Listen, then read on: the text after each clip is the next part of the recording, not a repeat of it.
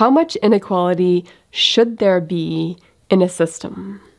And this is one of those questions that I think is a loggerheads question, where once you start to ask it and start to get people who have different viewpoints, they end up just pushing back on each other in a way that does not make progress. And it's really this age-old debate between people on one hand who say there's way too much inequality in the system.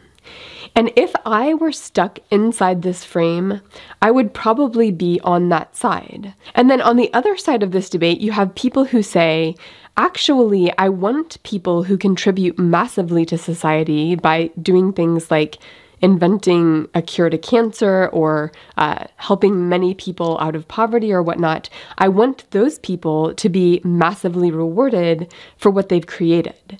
So that other side really is focused on incentives inside the system. And I think there's going to be two questions that we need to ask to reframe this age-old debate to get out of the loggerheads that's keeping us stuck. And the first question is inequality over what? So is this like inequality over lifestyle, inequality over status? Is it inequality over control over the rules of the economic game? Is it inequality over control over pathways of upward mobility? Like who gets to determine which people move up inside the system?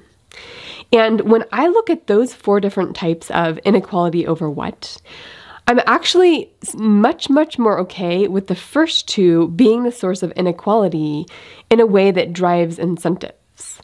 Like if you do something that benefits society, I am actually fairly okay with you having a better lifestyle and higher status.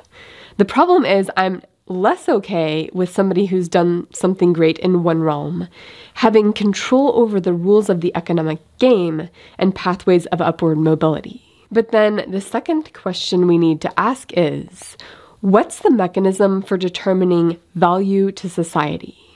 Like if we're going to allow people to have higher status who contribute more to society, do we determine that by $1, one vote, one person, one vote, one corporation, one vote, one government bureaucrat, one vote, or by some other means? Or do we determine that by multiple different means that each have their own advantages?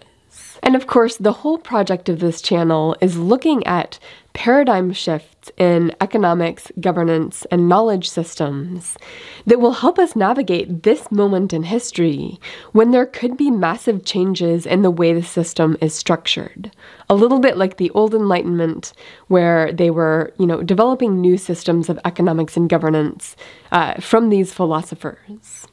And this concept, I think, is going to be key to the economic paradigm shift. Because the way our current system is designed, money plays a whole bunch of different roles at once. And we kind of enmesh those roles in our head as if they are inherently enmeshed.